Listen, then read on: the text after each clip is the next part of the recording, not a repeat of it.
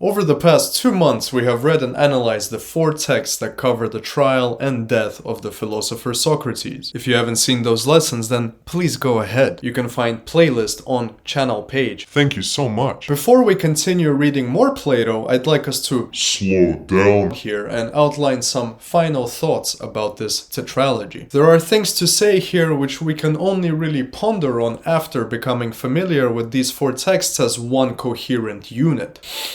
There are 2 main thoughts that I would like to impart upon you regarding these texts. The first one is that 3 of these texts are essentially the same thing thematically. And the second thought is a consideration on the political implications of these texts, because Plato, as you are slowly seeing by now, is not only a seeker of knowledge but also a deeply political writer. In order for us to explore the first idea of our summary class, we must make an important distinction here. Even though all of these 4 texts are related to each other in terms of narrative, it's a coherent story on the events that led to the death of Socrates, these texts must not be grouped as a single unit of 4. Let me explain. The Phaedo, which we saw last week, does not belong thematically to the other 3 texts. You see, all of Plato's work can be split into tetralogies, series of 4, on a thematic basis. The 4 texts that we will be looking at in the following 2 months are part of the so-called What is Man tetralogy. These are 4 texts that explore what it means to be man from different angles. The 4 texts that we have seen so far, however, are not a single tetralogy. Euthyphro, the Apology, and Crito belong to one tetralogy, which I will go into more detail about in just a second. And the Phaedo belongs to another tetralogy altogether, alongside another 3 texts that all explore the soul from different angles. In the case of the Phaedo, the main question angle here is what is the destiny of the soul. And as we saw, Plato tries to convince us that the soul's destiny is immortal existence in the realm of the forms if you are able to make yourself pure by philosophizing during your physical life. And so, if the Phaedo belongs to the soul tetralogy, then the other 3 texts we have seen belong to what I like to call the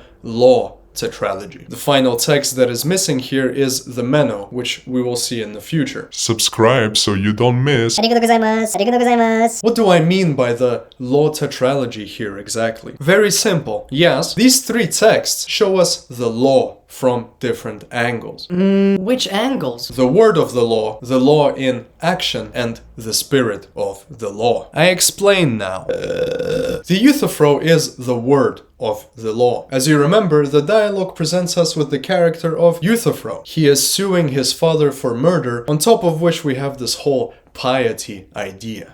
Euthyphro believes that he understands the word of the law very well. There was a murder, and regardless of how it happened, the murderer has to be punished. This is what the law says. However, Socrates very quickly demonstrates that this is not so easy. Before we even figure out whether this was truly a murder or not, there is already a problem with Euthyphro's belief that he is divinely supported by the gods in his activity, his legal activity, i.e. suing his father.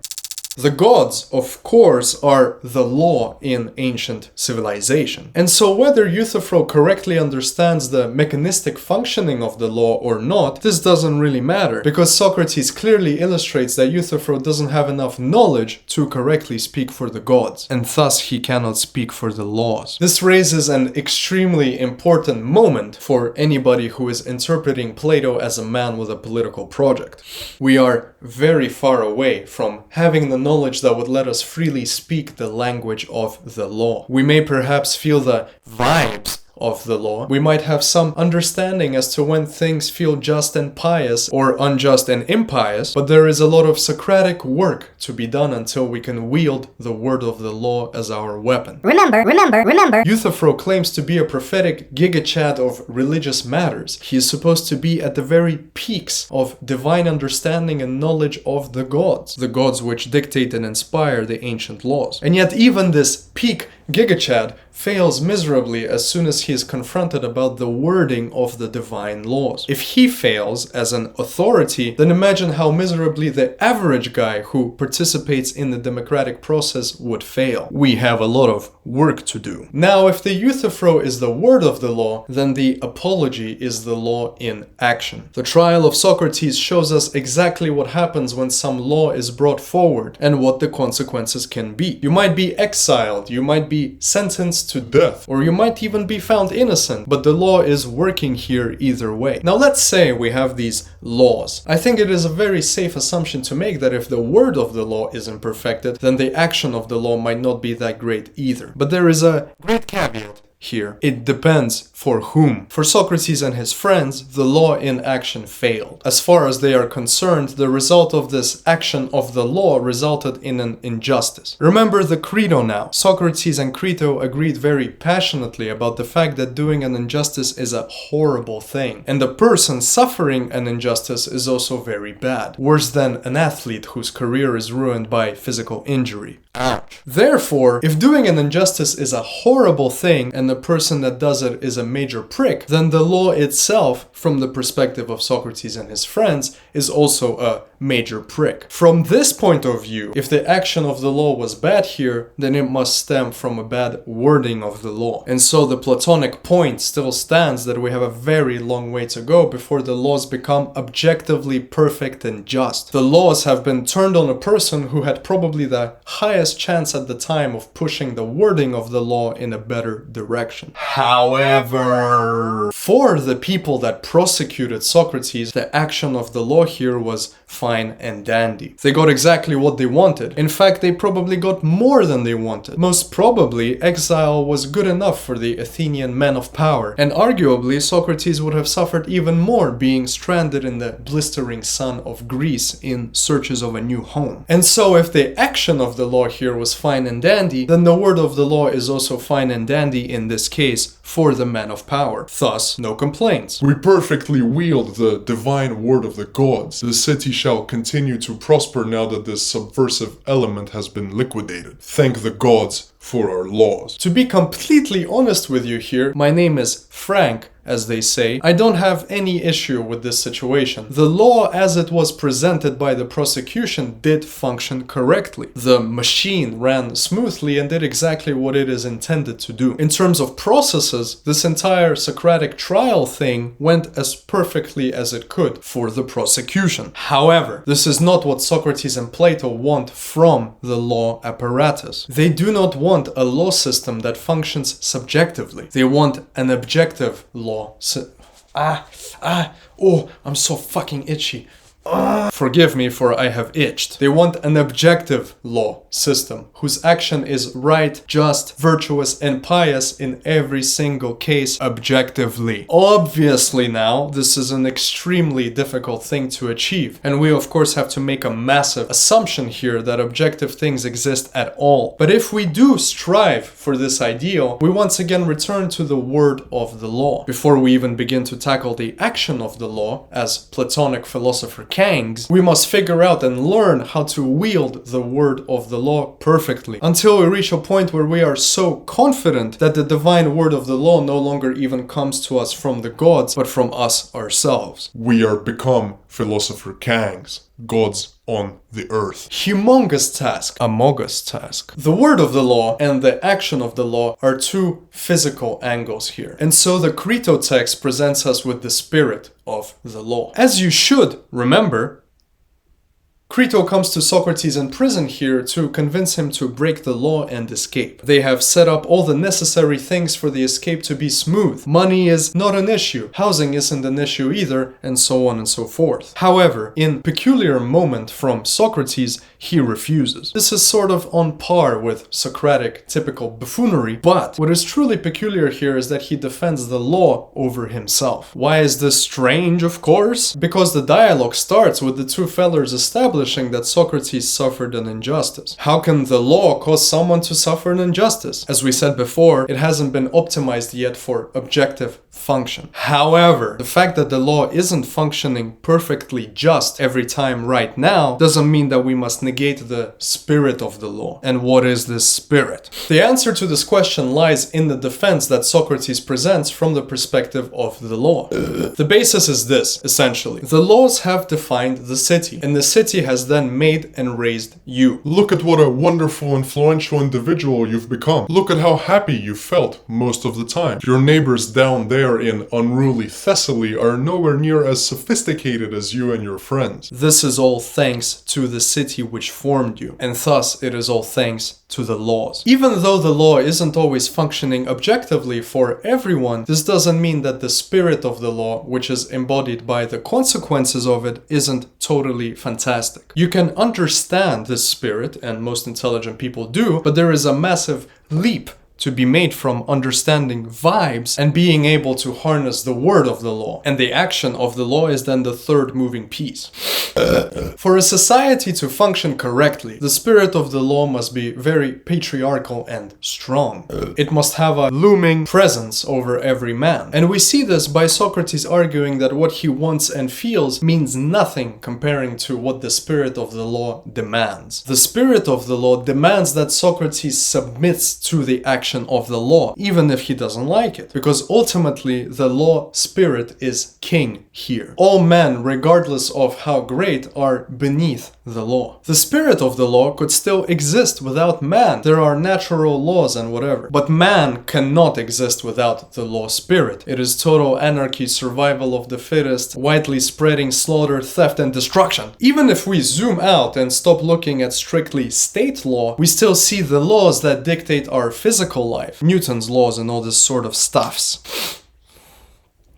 And they are absolutely necessary for us to continue to exist the way we do. As religious enjoyers often say, the universe is finely tuned for human life. However, this doesn't make human life necessary. We get to live in this universe of various laws. It isn't the great careless universe which gets to have us as some sort of blessing or favor. Who are we? We are disgusting, measly human unwashed masses. This, of course, doesn't mean that we shouldn't try to dominate the universe by wielding its laws and even trying to create new ones. But still, the point stands. The spirit of the law, whether for the laws of society or for the laws of the natural world, is superior and everywhere present. And the young humankind must submit to this spirit before it can bend the spirit for its own purposes. Very inspiring.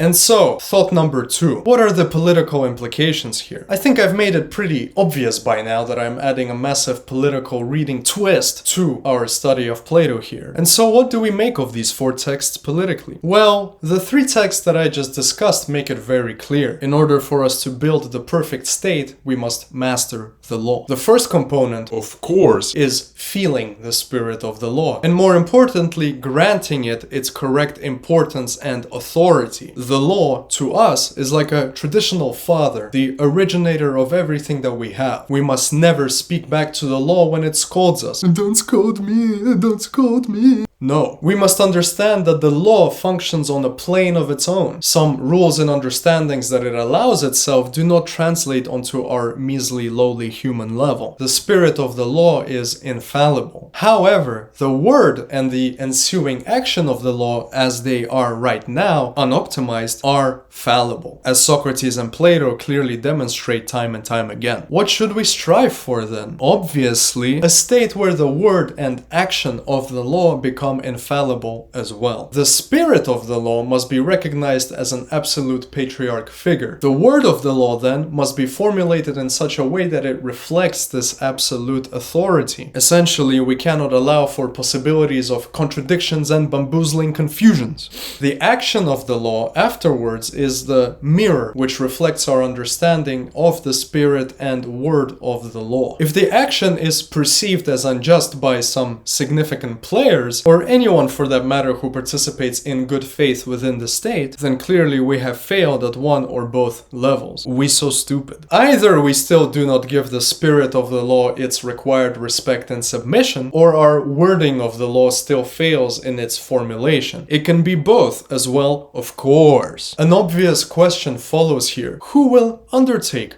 this activity. The philosopher Kangs. We have not yet come across this idea within the text, even though I presented it briefly in the Crito and Phaedo lessons, but the perfectly formed student of Socratic philosophy is the one who should attempt to play the game.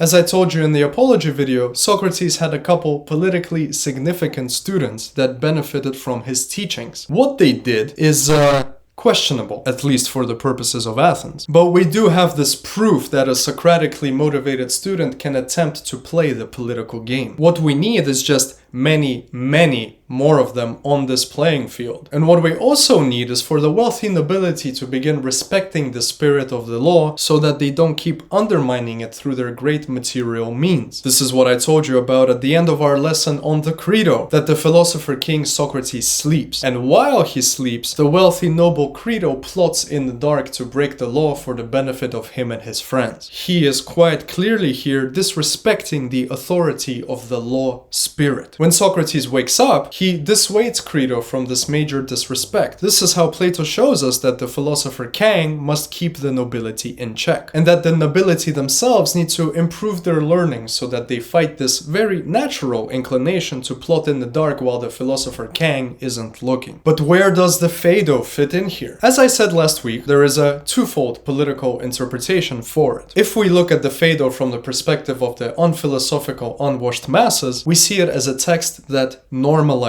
the philosopher. The philosopher is nothing to fear. He is an obedient, law-respecting citizen. Use him as your example and see that his way of life allows him to not fear his death or any pain or any loss. These are the things that are, of course, the most feared by the general populace. And yet we have these teachers who can totally eliminate this fear. So just let them be, man. Don't be prejudiced. They can help you. And they are also not these mysterious cultists. They're just normal fellers who want to benefit their friends. Now, from the second perspective, the perspective of the best men, those who have what it takes to philosophize, ultimately those who are able to enter the game of politics as Socratic students, the Phaedo text is a motivator to keep going on this journey. Socrates isn't yet perfect at his art, but he really has made a great contribution. He's had students, he's had political students, but there's a lot more to do, and these best men must do the work.